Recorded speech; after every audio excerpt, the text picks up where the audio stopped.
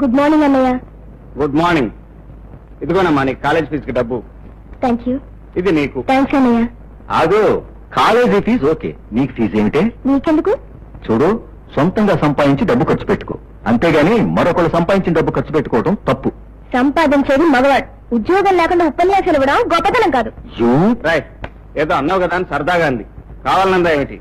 ఇదిగో నీ ఫీజు. ఇదేమిటి? ఇంటర్వ్యూకి వెళ్తాను. ఇంటర్వ్యూకి వెళ్ళడానికి డబ్బు ఎందుకు? వెళ్ళటానికేరా? అక్కర్లేదు. మరి ఎలా వెళ్తావు? నడిచి. నడిచా? అవును, నా కాళ్ళ మీద నేను నిలబడలేకపోయినా నా కాళ్ళతో నన్ను నడిచేవాళ్ళని. చచ్చా, అలా నిరాశగా మాట్లాడకూడదురా. నువ్వు కేవలం 3 ఏళ్లుగా ఉద్యోగం కోసం తిరుగుతున్నావు. అంతకంటే ఎంతో కాలం ముందు నుంచి ఉద్యోగం దొరికి తిరిగే వాళ్ళు ఎంతో మంది ఉన్నారు. ఈ రోజుల్లో బ్రతకాలంటే బ్రతుకుతో పోరాడాలి. కొందరు ఆకలితో, కొందరు కన్నీటితో, కొందరు ఆశలతో, ఇంకొందరు ఆత్మీయతతో పోరాడినప్పుడే అనుకున్నది సాధించగలరు. తెగించి ముందడుగు వేయాలి కానీ నిరాశతో వెనకడుగు వేయకూడదు. నువ్వు ఎక్కే నిచ్చెన పట్టుకోవడానికి నీ వెనక నీ అన్న ఎప్పుడూ ఉంటాడని గుర్తుంచుకో. Wish you best of luck. మంచి శకునం చూసుకుని వెళ్ళి. నేను ఎదురు చూసేది ఉద్యోగం కోసం, శకునం కాదు. ఇదిగో అమ్మా ఇంటి ఖర్చులు కొంచెం. ఈ నెల ఎక్కువ చేయం బాబు. నా జీతం పెరిగిందమ్మా. ఈ రోజు మా అమ్మ చేత్తో బ్రహ్మాండంగా వంట చేయాలి. తమ్ముడు చెల్లాయి తిరిగి వచ్చేసరికి అద్దరిపోవాలి.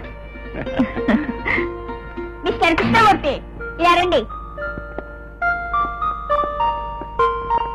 కూర్చోండి. వాళ్ళందరికి అన్నీ తెచ్చారు, మరి నాకేం తెచ్చారు? Sorry sir.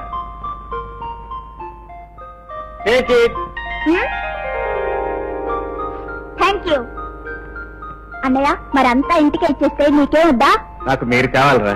మిస్టర్ కృష్ణమూర్తి, మీకు 2 లక్షలు ఇస్తాను, కావాలా? 2 లక్షల? ఎక్కడేరా? నన్ను 2 లక్షలు పెట్టి ఇంజనీర్ చదువు చదివిస్తానన్నావు కదా, ఆ చదువు నేను చదవట్లేదు, ఆ 2 లక్షలవే ఉంచుకో. ఇది చిన్న మనసు, పెద్ద ఆలోచనలు పెట్టుకో. అవును, నీకు పనిచ్చిన మేడం పేరేంటి? రజనీదేవి, మనందరికీ అన్నం పెట్టే దేవత.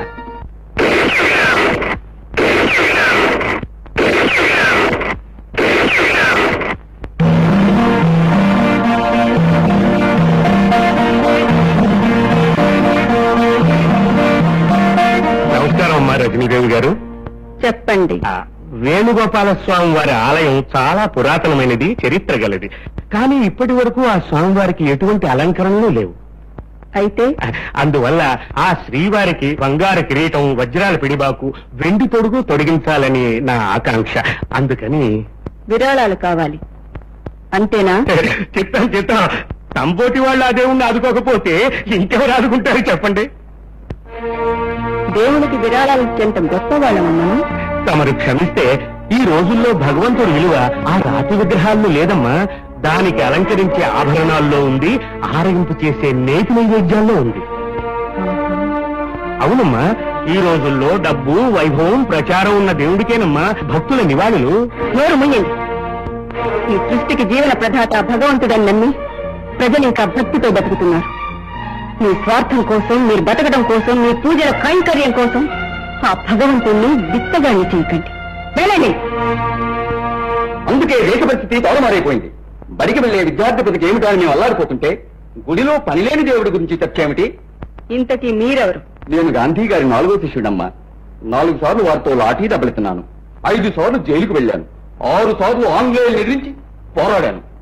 గాంధీ గారు భుజం తగ్గిన శిష్యుడమ్మా. అందుకే నన్ను గాంధీ భుజం అంటారు. మీరచ్చం గాంధీ గారి లాగానే కనపడుతున్నారు. మహాత్ములు వచ్చిన పనేమిటి? ప్రజల కోరిక కాదనలేక ఈ ఊరి గాంధీ సెంటర్ లో శిలా విగ్రహ ప్రతిష్టాపన చేయాలని నిర్ణయించుకున్నాను. ఎవరిది? నాదే. మీదా? అవును. దాని మొదటి చందా మీరిచ్చారంటే దాని కింద పాలరాతి పలకం మీద మీ పేరు చెక్కించాలని నా కోరిక. మీరింత సదుద్దేశంతో ప్రజల కోరిక కాదనలేక తలపెట్టిన ఈ కార్యక్రమాన్ని మీ కాదంటానా? తప్పకుండా ఇస్తాను. కానీ మీరు బ్రతికుండగా కట్టించే మీ శిలా విగ్రహానికి కాదు, చచ్చాక ప్రజలు కట్టించే మీ సమాధికి. దేవుడి మీద బతుకుతున్నాడు, నీ దేశం మీద బతుకుతున్నావు. నువ్వు వచ్చి చాలాసేపు అయింది, మాకు చాలా పనులున్నాయి.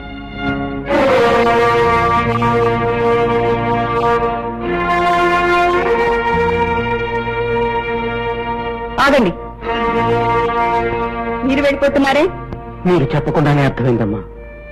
కన్న బిడ్డ పెళ్లికి మంగళసూత్రానికి కూడా ముష్టెత్తడం నా చేత కానితనం అనిపించింది. అందుకే వెళ్ళిపోతున్నాను. పేదరికం పాపం కాదు, శాపం. అర్థమయ్యేది చెప్పండి. రేపే నా కూతురి పెళ్లి. నిజానికి నా దగ్గర తాళిపొట్టుకు కూడా డబ్బు లేదు. ఏం చేయాలో తోతక, దిక్కులేక. గుమస్తా గారు, మేడం, ఆయన వెంట వెళ్ళండి. ఆ అమ్మాయి అత్తవారింటికి వెళ్ళేంత వరకు అన్ని కార్యక్రమాలు సక్రమంగా జరిపించండి. అలాగేమ్మా.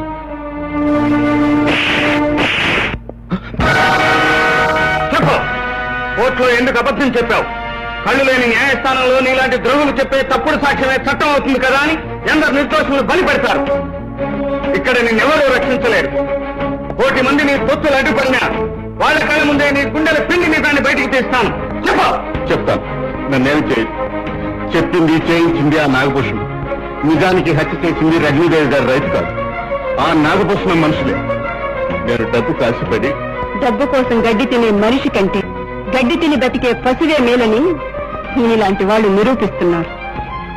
డబ్బు కోసం నువ్వు చెప్పిన తప్పుడు మాట ఓ అమాయకుడు జీవితాన్ని, అతన్ని నమ్ముకున్న వాళ్ళ జీవితాన్ని ఎంత నాశనం చేసిందో నీకు అర్థం కాదు. వీళ్ళకి కావాల్సింది వీళ్ళ కడుపులో నిండటమే. ఎవరు ఎలా పోతే వీళ్ళకి ప్రపంచాన్నంతా సవాలుగా చేసి దోచుకోవాలనుకునే నరరూప రాక్షసులు వీళ్ళు. వీళ్ళని నరికి పోగులు పెడితేనే తిరిగి ధర్మం 4 పాదాల మీద నడుస్తుంది. నన్నేం చేయకండి. మీరేం చెప్పమంటే చెప్తాను, మీరేం చేయమంటే చేస్తాను.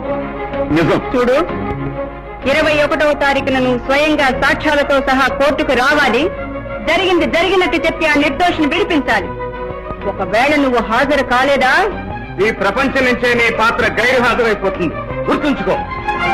బహుశా నాగభూషణం వెనక దాగి తప్పించుకుని బ్రతుకుదామనుకుంటున్నావేమో. 7 సముద్రాల వెనక దాగిన జుట్టు పట్టుకు లాక్కొచ్చి నీ నెత్తులతో సహా నిజాన్ని కక్కిస్తాను. వెళ్ళావు. ఆగు. తారీఖెంత? 21. అదే నువ్వు బ్రతికే రోజు, మాట తప్పితే చచ్చే రోజు. దొరకడనుకున్న వాణ్ణి పట్టుకు తీసుకొచ్చావు. నీకు నా అభినందనలు. యజమానులు సేవకుల రక్తం తాగే ఈ రోజుల్లో ఒక పనివాడి కోసం రక్తాన్ని చెందించడానికి కూడా సిద్ధపడిన మీకు నేను చేసిన ఈ సాయం చాలా చిన్నది. ఆ నిర్దోషిని రక్షించాలి గనక వాడు బతికి బయటపడ్డాడు గాని, లేకపోతే మీ కళ్ళ ముందే వాడిని ముక్కలు చేసేవాడిని. యుద్ధం చేసే సైనికుడు కాదు మనకు కావాల్సింది.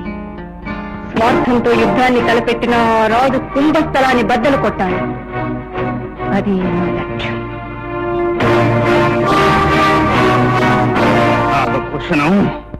ఏరయ్యా నాగభూషణం గారు వస్తారు. దేశ సేవ చేసి పైకెళ్లిపోయిన రాజకీయ నాయకుల ఆత్మశాంతి కోసం మౌనంగా రోజు 2 నిమిషాలు నిలబడింది మా అయ్య గారికి ఆత్మశాంతి ఉండదు. ప్రస్తుతం ఆ కార్యక్రమంలోనే ఉన్నారు.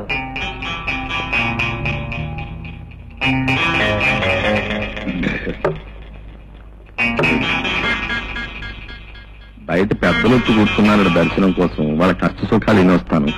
మీరు మాత్రం సేవ చేయదు కానివ్వండి. అయ్యగారు వస్తున్నారు. నమస్కారం సార్. మీరు దయచేసి నిలబడి నన్ను అవమానించకండి. కూర్చోండి, కూర్చోండి.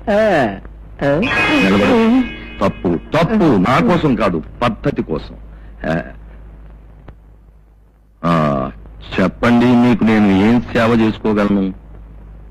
మా అబ్బాయికి మెడికల్ కాలేజీలో సీటు కోసం. అమ్మో, కాలేజీ విషయంలో ఆ విరాళాల విషయంలో చాలా గొడవగా ఉందండి. సరే, ఏం చేస్తాం? ఈతలు మూసేసిన దొడ్డుదారు ఉంటుంది కదా. సరే, చూద్దాం. మీకు కావాల్సిందంతా దీంట్లోనే ఉందండి. చూడు. వెళ్ళండి. నమస్కారం. చెప్పండి. మీరు చెప్పిన ప్రకారం 2 లక్షల రూపాయలు దొంగ నోట్లు.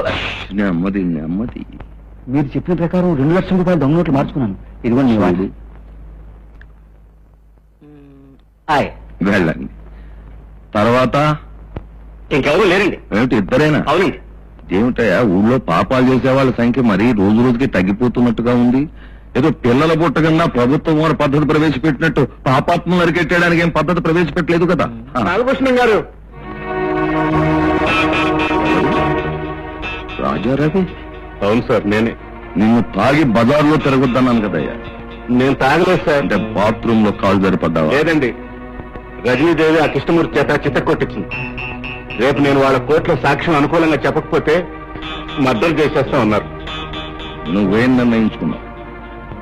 నేను వాళ్ళ కోర్టులో అనుకూలంగానే సాక్ష్యం చెప్పాలని నిర్ణయించుకున్నాను. సాక్ష్యం చెబితే నేను ఊరుకుంటాను అనుకున్నావా? ముక్కలుగా నేను నరికించేస్తా. జాగ్రత్త. వెళ్ళు, వెళ్ళు.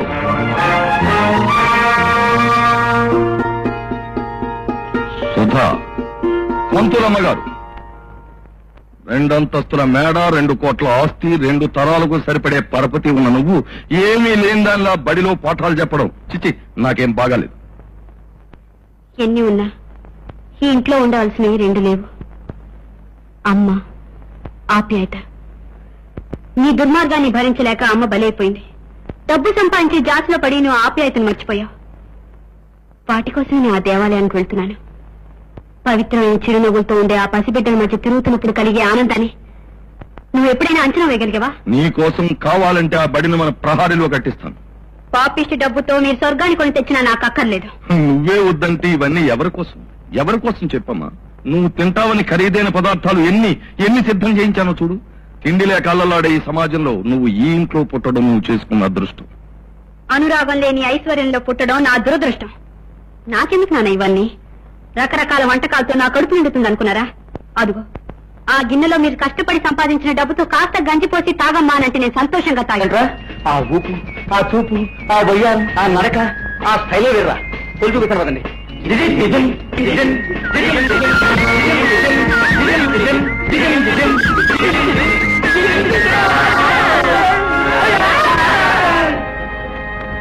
ఏంట్రా మా ముందు మేము కొలుచుకున్నాం.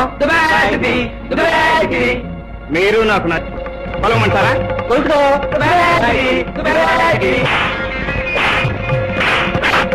మీ కొలతలెంతరా? ఇంకా వెళ్ళరా? ఒకసారి కొట్టుకురు ఓపిక లేదు, అంతేగాని పారిపోయి ఓపిక లేదు. ఏంటి మీరు చేసిన పని? లేకపోతే ఏంటండి ఆ రౌడీలు మిమ్మల్ని నన్ను నా అందాన్ని వర్ణించారు. మీకేం కదా? వాళ్ళు కూసిన కూతులు నాకు నచ్చాయి. మీకేంటి అభ్యంతరం? నాకు తెలియదండి వాళ్ళ కూడా మీకు అభ్యంతరం లేదని. పోనీ వాళ్ళని ఒకసారి పిలవమంటారా? అక్కర్లేదు. మరి నన్ను వెళ్ళమంటారా? లేదు. మరి ఏం చేయమంటారు? వాళ్ళెవరో తెలుసా?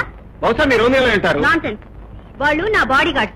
రోజు నన్ను ఇలా కలుసుకుంటూ కొలువు చేసుకుంటూ నన్ను జాగ్రత్తగా తీసుకెళ్లి స్కూల్ దాకా దేపడుతున్నారు. ఇప్పుడు మీరు వాళ్ళని తల్లి తరిమేశారు. Now what is your duty? మీరే చెప్పండి. నన్ను మీతో పాటు తీసుకెళ్లి జాగ్రత్తగా స్కూల్ దాకా దేపెట్టాలి. ఎక్కండి. నో, నేను నడుస్తాను. మీరు నడుస్తారు, నేను నడుస్తూ దీన్ని కూడా నడిపించాలే. నేర్చుకోండి. ఏంటి? నడవడం కూడా నడిపించడం.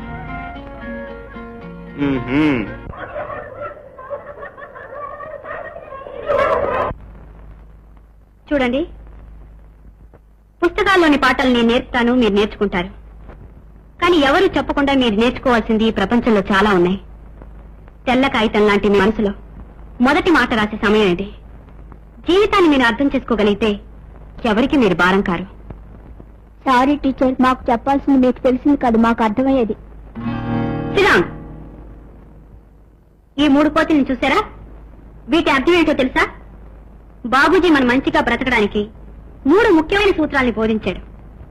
చెడుని వినొద్దు, చెడుని మాట్లాడొద్దు, చెడుని చూడొద్దని. తప్పు టీచర్. ఏంటి తప్పు? బాపూజీ చెప్పింది అది కాదు. మరింకేంటి? ఓ మనిషి దేవుణ్ణి కళ్ళిచ్చాడు, నోరిచ్చాడు, చెవులిచ్చాడు, అవి మూసుకొని బతకొద్దు అని చెప్పాడు. ఆయన వచ్చి నీతో చెప్పారా? మరి మీతో చెప్పాడా? Shut up. Stand up on the bench. Stand up on the chair. ఏంట్రా బుజ్జి, ఎందుకు? ఎందుకేమిటి? నీ మూలంగా నా క్లాస్ లో అవమానం జరిగింది. ఏం జరిగింది? నువ్వు ఆ 3 కోతుల గురించి ఏం చెప్పావు? అదే నేను మా టీచర్ చెప్పాను. Shut up, stand up on the bench అని బెంచ్ మీద నిలబెట్టింది. క్లాస్ అంతా గోళ్ళు నవ్వారు. అరే, శ్రీ శ్రీ శ్రీ శ్రీ బుజ్జి గారికి జరగరాని అవమానం జరిగిపోయిందే. ఆల్ రైట్, రేపు నీతో పాటు మీ స్కూల్కి వస్తాను. మీ టీచర్తో మాట్లాడి ఆ సంగతి తేల్చేస్తాను, సరేనా? Thank you. ఇది గట్టిగా ఆలోచించవలసిన విషయం. అలాగే, చాలా గట్టిగా ఆలోచిస్తాను. Good morning. ఓ, మీరా? Good morning. వీడు మా తమ్ముడండి. మీ తమ్ముడా? అన్నకు తగ్గ తమ్ముడే. అందుకేనండి వీడి గురించి మీతో మాట్లాడటానికి వచ్చాను. ఏమిటది? వీడిని బెంచీ మీద నిలబెట్టారట. అధిక ప్రసంగం చేస్తే నిలబెట్టాను. అయితే వీడు చెప్పింది తప్పంటారా? మీరు కాదంటారా? కాదని చెప్పి మిమ్మల్ని ఒప్పించడానికే వచ్చాను. చెడు జరుగుతుందని చెప్పినా వినకుండా, అధర్మం జరుగుతుందని తెలిసినా చూడకుండా, అన్యాయం అని, అక్రమం అని అర్థమైనా నోరెత్తకుండా, కళ్ళు చెవులు నోరు మూసుకుని బ్రతికే బ్రతుకు కాదు. విను, చూడు, విన్నది కన్నది నువ్వు నమ్మింది ధైర్యంగా గొంతెత్తి చాటు అని చెప్పడమే బాబూజీ ఉద్దేశం. కాదంటారా? గుడ్. బాపూజీ ఉద్దేశం అదైనా కాకపోయినా మీరు చేసిన వ్యాఖ్యానానికి మిమ్మల్ని మెచ్చుకోక తప్పదు. ఇంతవరకు ఎవరు చెప్పని నిర్వచనం మీరు చెప్పినందుకు నా థ్యాంక్స్. టీచర్ థ్యాంక్స్ చెప్పాల్సిన నాన్నే కదా నాకు. ఆహో, థ్యాంక్ యూ. వెల్కమ్. మీరెంతవరకు చదువుకున్నారు? ఎంఎల్ అంటే మాస్టర్ ఆఫ్ లైఫ్. ఏ యూనివర్సిటీలో? యూ యూనివర్సిటీలో. యూ యూనివర్సిటీలోనా? అదేనండి, యూనివర్సల్ యూనివర్సిటీ, ఈ విశాల విశ్వం అనే యూనివర్సిటీలో. సబ్జెక్ట్ ఏంటో? జీవితం. స్పెషలైజ్ చేసింది? మనుషులను అర్థం చేసుకోవటం. మనుషులు దాకా వెళ్ళలేదా? ప్రస్తుతం అదే స్టడీ చేస్తున్నా. టైం అయిపోయింది, వస్తానండి. Good morning to everybody. I'm G Murari. Good morning. Can I sit here? yes, take your seat. Thank you. మీరు ఎంఏ గోల్డ్ మెడలిస్ట్. మీరు డిగ్రీ తీసుకుని 3 ఏళ్ళు అయింది. ఇన్నాళ్ళు ఏం చేస్తున్నారు? ఏడుపు వస్తే ఏడుస్తున్నాను, నవ్వు వస్తే నవ్వుతున్నాను. పట్టు వదలని విక్రమార్కుల్లా ఉద్యోగ ప్రయత్నం చేస్తూనే ఉన్నాను. ఇక అడగండి సార్ మీ భేతాళ ప్రశ్నలు. భూమి గుండ్రంగా ఉందని రుజువేంటి? 1980లో ఇదే ఆఫీస్కు నేను మేనేజర్ పోస్ట్ కోసం ఇంటర్వ్యూకి వచ్చాను. 1981లో ఇదే ఆఫీస్కి ఎల్డీసీ పోస్ట్ కోసం ఇంటర్వ్యూకి వచ్చాను. ఇప్పుడు ప్యూన్ పోస్ట్ కోసం వచ్చాను. ఇంతకంటే భూమి గుండ్రంగా ఉందని చెప్పడానికి రుజువేమిటి sir? See mister G Murari, MA gold medallist, మేము ఇచ్చే ఉద్యోగానికి కావాల్సిందే నీ సమాధానాలు కావు, ఆ కాగితం ముక్క మీద ఉన్న డిగ్రీ కాదు, 100 రూపాయలు విలువ చేసే గోల్డ్ మెడల్ కాదు. ఈ క్షణంలో 10,000 రూపాయలు ఇక్కడ పెట్టు, ఈ క్షణంలో ఈ ఉద్యోగం నీదవుతుంది. సిగ్గులేదు ఆ మాట అంటానికి? పవిత్రమైన భారతదేశంలో పుట్టి ఆపవయ ఉపన్యాసాలు. డబ్బు పట్టుకురా, ఉద్యోగం తీసుకెళ్ళు. నా దేశాన్ని, నా అభిమానాన్ని ఇలా అవమానిస్తారా? పెద్దబాబు,